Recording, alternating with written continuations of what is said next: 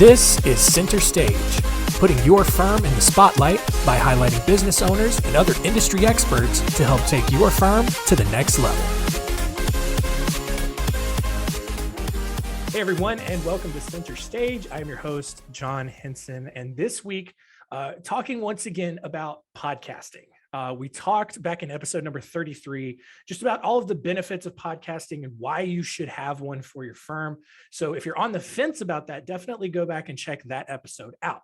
But this week, we're talking more about building a system and just kind of the overall process of having a podcast. You know, in the research that we've done, I've seen that a lot of you out there, you're interested in having your own show, but maybe you're a little bit intimidated by the process of recording and maybe editing and uploading a show. Maybe you're concerned maybe about the time commitment of it. And so we're going to address those things this week with our guest who knows all about building systems for podcasts, helping people build their shows. And that is Mr. Mark Savant. Mark, thanks for joining us.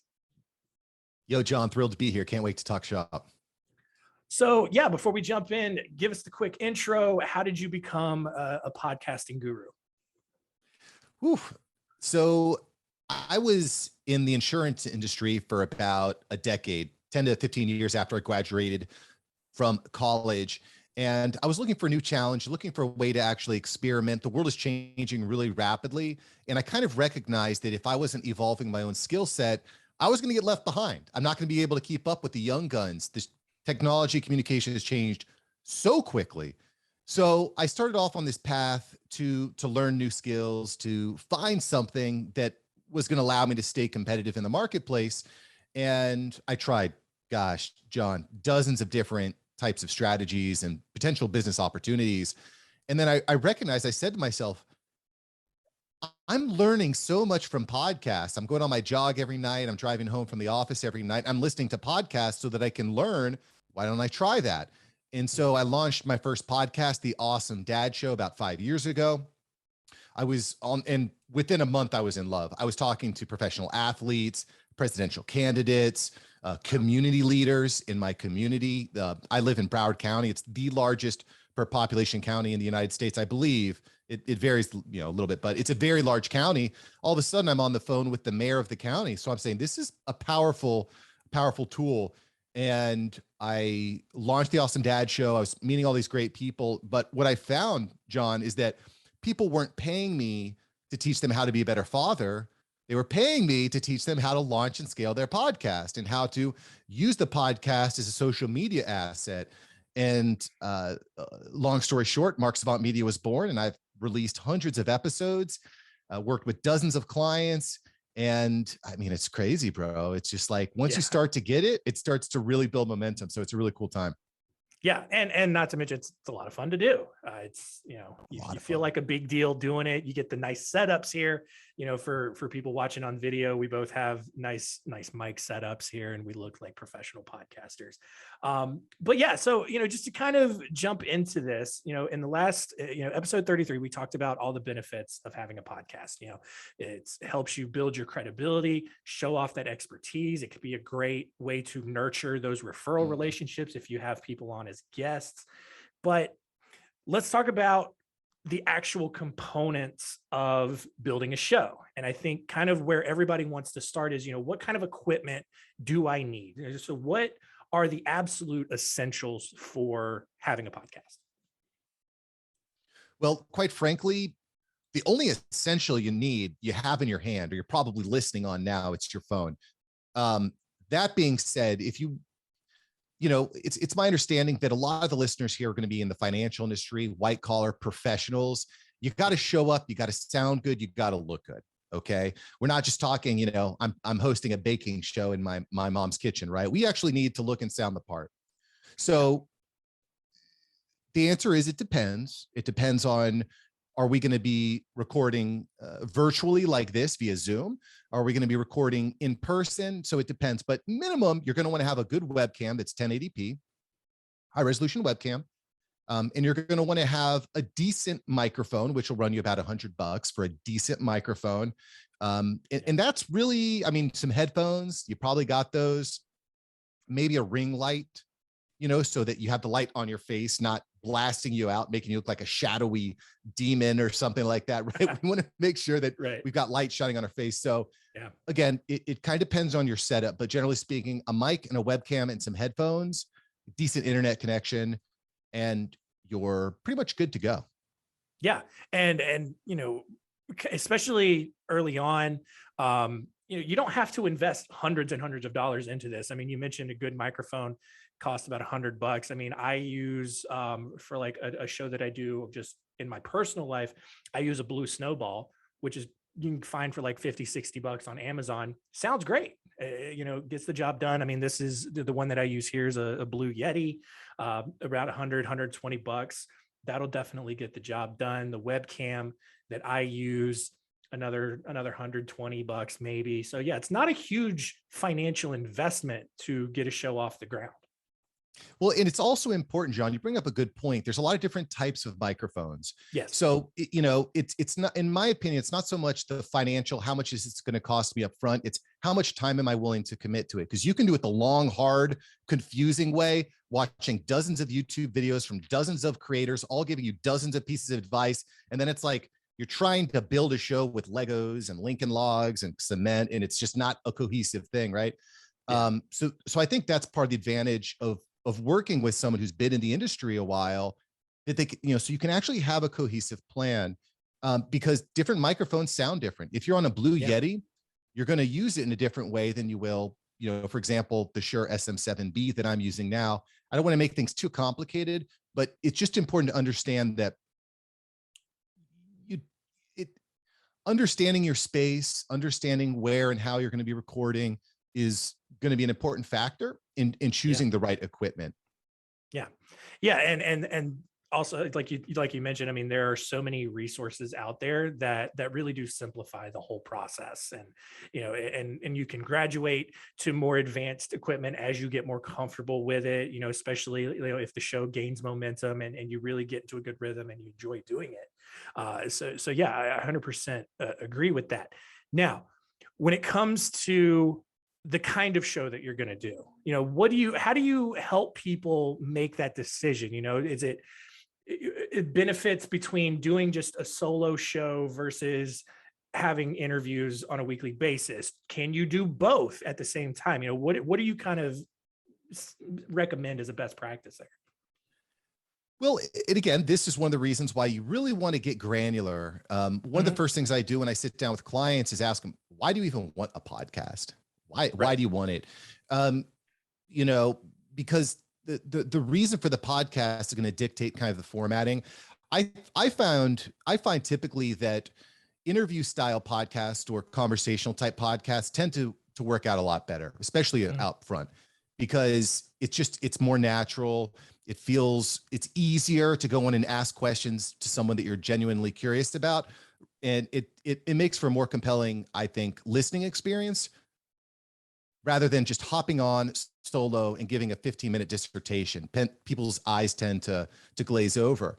For me and my show, The After Hours Entrepreneur, I run a few shows now, but for my show, I tend to mix it up. I'll have interviews on Mondays, and then throughout the week, I might have a short story. I'll tell a story about something that's happened to me during the week that is going to be relevant to my audience, right? So it depends.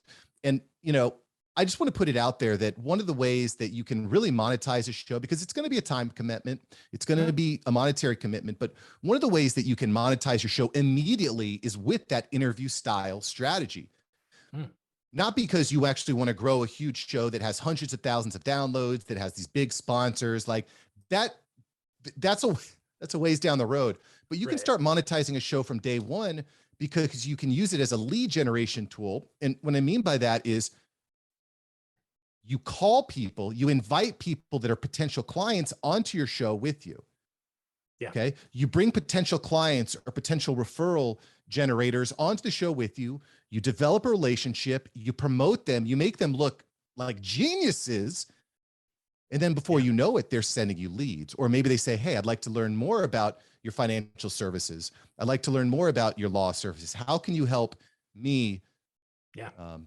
In these lines of work. So that's a way you can monetize before you've even had one download on your show, which a lot of people don't think about. Yeah, and I'm glad you brought that up, because I think a lot of people, when they hear the term monetization, they just think about, can I sell ads on it? And that's kind of the only lens that they look through.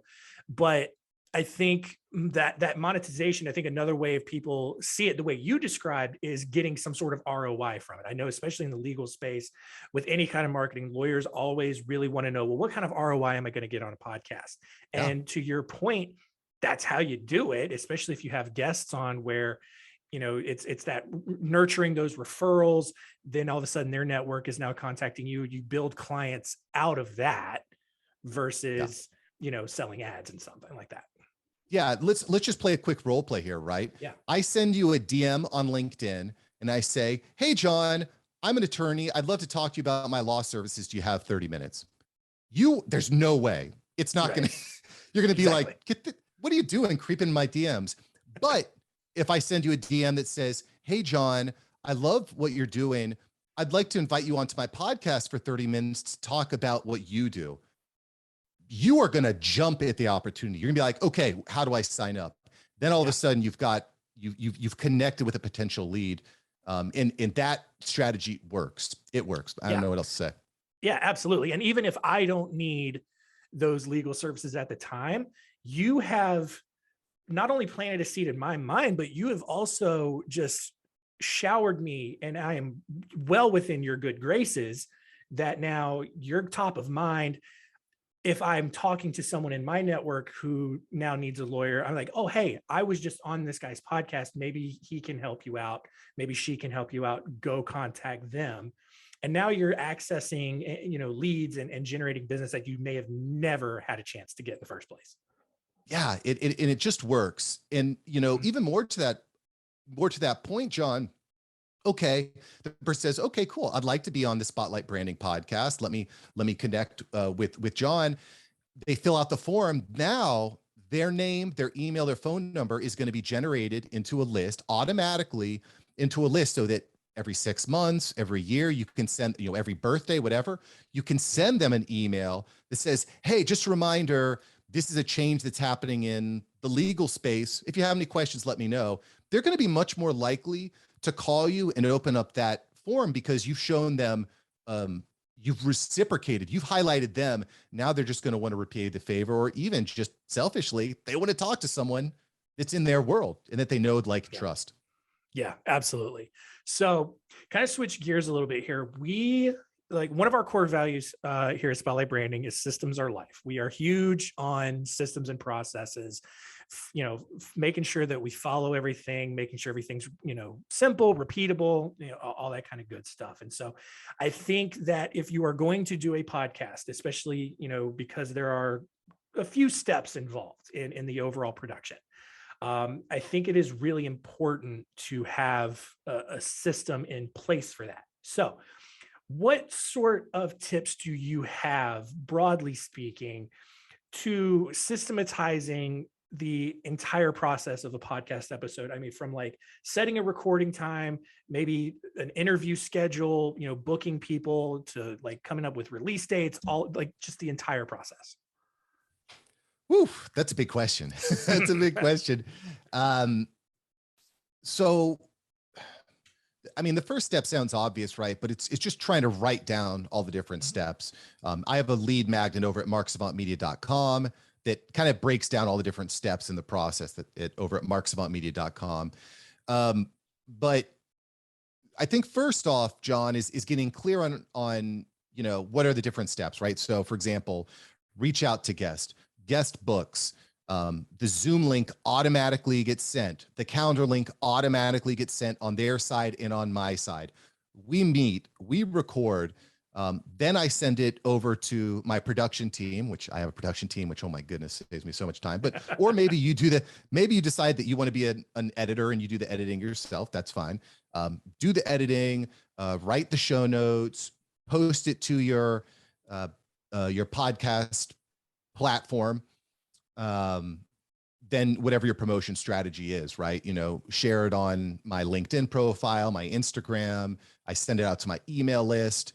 Maybe you have a follow, depending on your strategy with your show, maybe you add in a process for following up with the guests. So it's not just like a one and done relationship, but it's actually the podcast becomes the catalyst for your relationship. I'll give you a perfect example. I was working with a client who sells a high-end DNA recovery kit. Okay.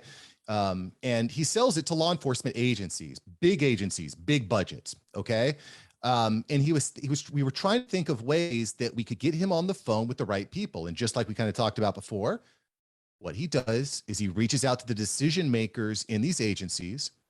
He invites them onto the podcast so that they can talk about what they do, so they can share stories. Let me tell you something. You want to win with someone, let them talk about themselves. Nobody was going to love you more unless if you let them talk about themselves. So what you would do is you bring them on. We produce a really professional show, so they don't just sound like crap or have a weird picture. Like, they look good. They feel like they're an actual star. They feel like they're on the red carpet of a Hollywood production, Yeah. So then after the show is over, now he reaches out to him every few weeks. Oh, what's going on? How are you doing? You don't have to be salesy. You just stay top of mind. And so anyway, that follow-up process is what actually leads to the sale on the back end. Yeah. And that's a great point, because it's, obviously you have to have a process for creating, each episode, but then you also want to make sure that you're doing your due diligence on the back end and making sure that it's part of your entire marketing ecosystem, whether it's, promoting it on social media, letting your guests know, giving them kind of some encouragement to promote it on their end, which I don't think people are going to hesitate to do that. They want to be able to brag about themselves and show off, like, hey, look at this thing that I did. Right. But right. making sure that you have that system in place, can at least make it a lot more manageable. And then, to your point, you do this, we do this at Spotlight Branding. There are ways you can outsource some of that production element of it, and make sure that people, it's to where all you really have to do is just show up and hit record, and then the rest is taken care of itself. But yeah, it really is just writing it out, getting it as part of your SOPs, and making sure that you have a process that you can follow every time. Yeah, because once you write it out, John, at that point you can say, okay, I can do most of this stuff. I can do the guest outreach stuff. I can do the posting of social media. I just don't want to do the audio editing, in which case you can hire a firm or just hire an assistant that does the audio editing, right? Yeah. When you write it out, then you can find ways to connect programs together. I use a program called Zapier, which is great. I'm able to incorporate, all my different softwares together in automated ways. I can automate, my Calendly with my ConvertKit email. I don't want to just bore you with a bunch of different software names, right. But once you write things out, you can find ways to automate a bit better, even just for free in the Google suite, Google Calendar, and then Google Drive, and writing things out is definitely step one. Yeah, for sure. One quick question, because we've mentioned this a couple of times, and I want to get your thoughts on this. How intensive and how much attention should you pay to the post-production side of it? Should you go into each episode and try to cut out all the uhs and ums, or how much do you polish each podcast episode in production? The short answer is as much as you can. I've spent hundreds of hours in dark, dank rooms editing really long episodes. That's not fun. And you can hire someone, or you can hire a team to do it way better than you'll ever be able to do it regardless. There's different things that you can do. There's a program called Descript that I like to use. Descript is a good way of just kind of putting all that audio into a written form, so that you can simply find all the ums, you can find all the knows, and you can edit it out a bit easier. One of the things I also played with was just editing the first 5 minutes tight, just so that people kind of get into it. But I think that more so than the editing portion in post-production, you want to be really focused on making sure that you sound good in the actual recording session itself. If you can sound good and look good in the recording, it alleviates a lot of that post-production work. Yeah, and I mean, one of the things that I tend to tell people is I don't think people are going to come to your podcast, especially if you are, everyone knows you're a small business. Yes, you want to present well, but people aren't showing up expecting this super high NPR level production. They want to, they'll turn off if your microphone sounds like you're calling in and Yes. using, on a phone call. But like you mentioned, like a good mic like this, it sounds good. You don't have a lot of background noise in the back. Like that's going to get the job done for the overwhelming majority of your audience. Yeah. I mean, there's definitely a balance, John. Yeah. You can't sound like you're on a potato. You can't, you Right. can't do that because then nobody will listen. And in fact, that hurts you Yeah. because if your strategy is to make your guests look good and sound good and they sound like crap, that doesn't serve your purpose at all. But I also don't think that, going nuts when post-production is a great idea either, Right. unless you're outsourcing it. Yeah. It's everything is everything needs to be balanced out. Yeah. But quite frankly, doing your own editing, I'm so glad I don't do my own editing anymore, John. I've spent Yeah. so many hours doing it, and Yeah. it's I recognize pretty, I wouldn't say quickly, but I recognize at a certain point that like my time is much, much, much, much, much better spent developing the relationships, not going through and clicking on sound waves, because that's not what I do. That's not my area of expertise. I hire people to do that. Right. Yeah. I mean, I think the main thing to focus on is just get it to good enough. And I know lawyers, especially, you think super highly of yourselves, and that's great. But there becomes a point where it then becomes a poor use of your time, spending that much time making everything sound just perfect. And that can go across the board. Like, whether you're writing your own blogs for your marketing or, editing your own podcasts and stuff like that, Yeah. it's getting it to a point where it's presentable, where you're not looking bad, but Yeah. you're just getting it out there. This just seems, I think, is so apparent in 2022 in a post-COVID world. Like, you need to sound good and look good on camera, Yeah. period. If you don't sound good and look good on camera, then you're probably on the downturn. Like, you're probably seeing better days behind you. If you're really serious about standing out and being respected in the industry over the next 10 years, you need to look good and sound good on camera. And I think that's where just understanding what type of microphone you have, understanding basic lighting is really important. If you don't get this stuff now, I think that you're going to have a hard time standing out in the way the world is headed right now. Yeah, I agree. So before we wrap up here, let's switch gears to one more sort of topic. And that is, growing it, getting a good ROI out of it. We kind of touched on ROI a little bit earlier, but what are some of the best ways to grow the podcast audience and increase that number of downloads? Well, there's a bunch of different options, but Yeah. I think that telling stories is hugely impactful. Hugely impactful. People tend to remember stories more so than they remember just listing off a list of ideas. I mean, and I wish I'd have learned this earlier on in my game, but I think that structuring stories in a very simple way, both in your podcast, but also on social media, is a really impactful way of standing out.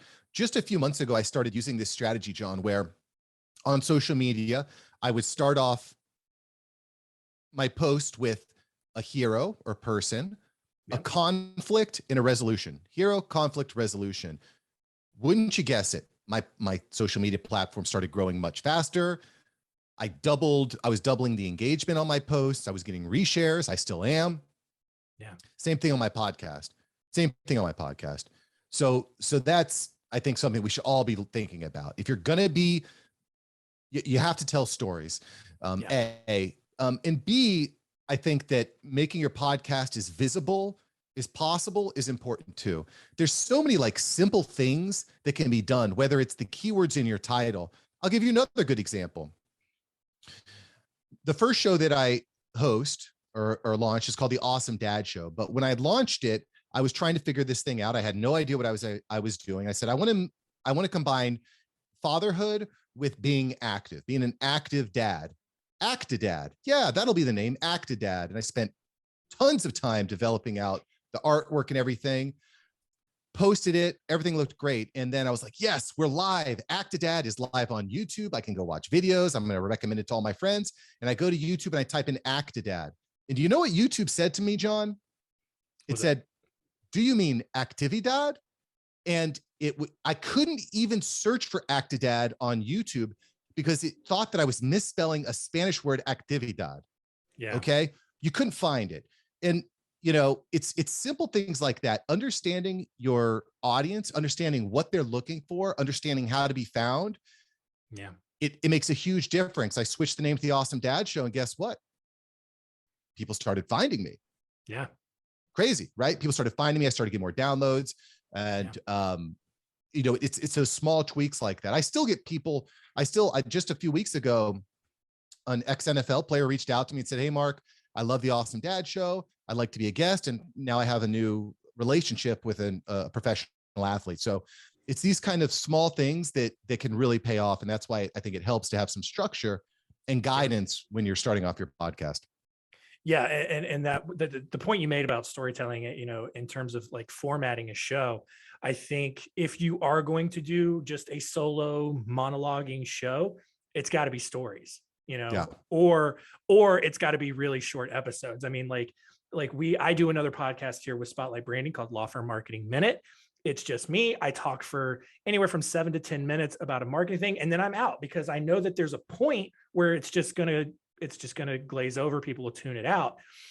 I've had success with that shorter format, but also the interview model, the guesting model, I think it's more proven. I think you'll get more consistent results off of that because maybe you're just a terrible storyteller, maybe you're not as engaging. But I think if you let other people come on and let them do the talking, then you get a lot more value out of that if you're not as interesting of a person. But on the other side of growing the podcast audience, and I mentioned this before, lawyers especially, any kind of marketing that they do, they are very concerned about ROI and metrics and being able to see the data. Podcasting, admittedly, at least in my experience, is a little bit more difficult to track in terms of data, mostly because you have your podcast showing up on a bunch of different platforms: Pandora, Spotify, Apple Podcasts, Google Podcasts. It's hard to, collect all of that together to give you a real indication of how well your show's doing. But, what metrics, in your opinion, are important to follow? How do you, outside of maybe referrals or anything like that, how do you gauge the ROI of a podcast, or should you? Well, I mean, I think we should be looking at the ROI of every single thing we do. How much time am I spending cold calling, or how much am I paying for leads, and what's the CAC on that, right? We need to be looking at that. With the podcast, again, it really depends. People release different podcasts with different goals. So just as an example, if your goal is to get to 10,000 downloads per episode so that you can make real money from sponsorships, okay, how much, how close are we getting to that? How much time am I spending? How many new listeners am I getting per show? If your goal is to say, get on more speaking stages, okay, how many connections am I making for people that are listening to the podcast? You can put trackable links in the descriptions of your podcast to see how many people are actually clicking links and converting. If you're going with a system of, I'm bringing on guests because I want them to be a client of mine, for example, pretty simple. How many guests am I bringing on that are actually turning into clients? So it all depends. I do think, though, that podcasting in general is more of a long game. It's not just, I'm going to show up, for 2 months and, oh, I'm not getting a bunch of downloads. Like, that's kind of silly. That's like saying, I want to run the New York Marathon. I'm going to go out in 30 days and run the New York Marathon, right? That's not exactly how it works. You have to build up credibility over time. people tend to be more excited about podcasts that have been out for a longer period of time rather than one that just launched. Generally, I just launched a show called NFTs Made Simple, though, and it's like completely taking off. We could go into that, but to answer the ROI question, it's really important that you kind of understand like what's the goal in the back end. Yeah, I agree. And I mean, to your point, I mean, I think, your NFT show, I think is popular because that's a hot topic right now. I think, if you're just launching a show about, building a business or navigating some sort of legal topic, something that like is more just general knowledge, something that like happens to some people, like it will take a lot, a longer time to get off the ground. But one of the benefits that I think a lot of people don't think about is that as you create more episodes, you build this library of knowledge and resources so that people who come into your office with any sort of issue, you can point back to and be like, hey, we did a podcast on this exact issue with this person. I encourage you to go listen to it, and it might enlighten you and give you some clarity on what you're going through right now. Yeah. Yeah, no, 100%. I mean, the bank of content. I was just on a call with a client just a little while ago, and she was asking some very specific questions. And several times I said, oh, I have a video on that. I'll send you a link. Oh, I have a video on it. So instead of spending 45 minutes answering every question, I said, I'll send you the video. I'll send you the podcast episode. So that's big. I mean, it also helps with searchability or with SEO. If you want your website to rank, your podcast matters. People don't recognize this, but every single word that you speak into that microphone is being transcribed by the algorithms. It's being transcribed into text. So that matters. The relationships, like people reach out to me 3 or 4 years after I've spoken to them. One of the really important things as well, John, is showing up on social media, showing up where people are at. And if you have a podcast, it becomes kind of like the core of your content, of your social media strategy, because now you have images, now you have video potentially, now you have WAV and audio forms. Now you're collaborating, right? When this goes live, you're gonna say, hey, Mark, show's live. I'm going to share it with my audience. And so you get connected with my audience too.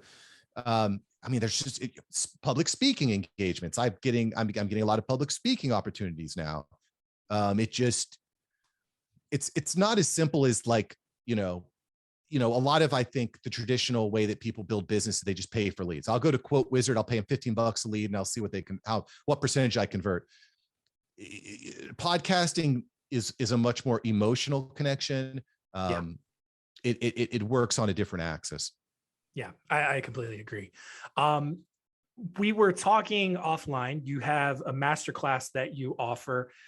Tell me a little bit about that and how people can learn more.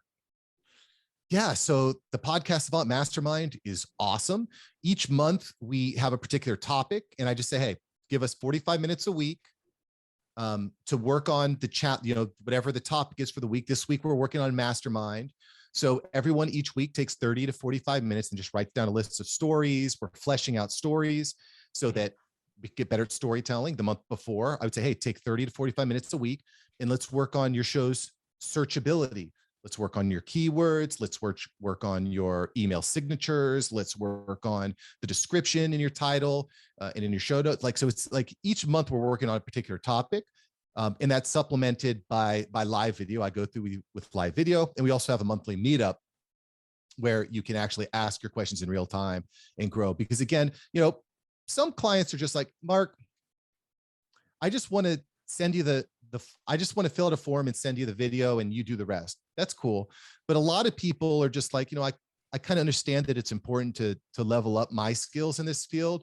And so $25 a month, super cheap, get in. And you just get a chance to make your podcast simple. Like I said earlier, it's really easy to get caught up in all the different shiny objects out there. I got to do this. I got to do this. I got to do this. I got to do this. And then by the end of the day, you haven't actually done anything. No, we're going to get focused on one thing each month, and we're going to level up. And then we're going to move on to the next thing so you can build out core skills. Awesome. And how can people join up? Go over to marksavantmedia.com. Just like my name, marksavantmedia.com. And I've got all my resources there for you, marksavantmedia.com. Awesome. And I've got that URL in the show notes for you. So definitely go check it out, especially, if you're really interested in just diving into this world. I have one final question for you before we wrap up here. It's one we ask all of our guests here. And that is, if you had one final piece of advice for our listeners, what would it be? The biggest changer, life-changing piece of advice that I've had, John, is just to take action. It's so easy to take notes and to listen and to educate. But what happens is you look and you're like 6 months down the road, year down the road, 3 years, nothing has actually changed. So, the biggest piece of advice I can tell people is take action. It's going to suck. You're going to suck. It's there's going to be a lot of challenges, but I'm in a time in my life, John, where I just do it now, because I think about how much time that I've wasted not taking action because I was afraid of the consequences. But I love the consequences now. I love it. Yeah. I love it. I know that every new thing that I do is going to be really bad at first. And I actually have begun to almost enjoy that, because it's just a new thing for me to learn from and grow from. So take action. Yeah, I agree. We're kind of in a place right now in our business where, maybe a couple of years ago, it was, okay, well, let's think about this. Let's kind of talk things out. Let's try to figure out the best course of action.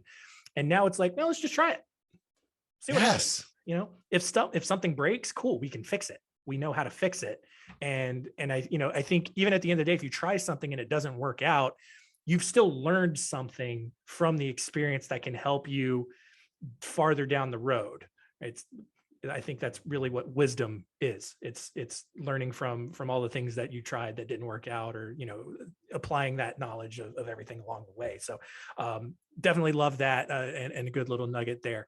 That is going to do it for us this week. Continue to rate and review us, subscribe wherever you're listening to the show. And yeah, Mark, thanks so much for joining us.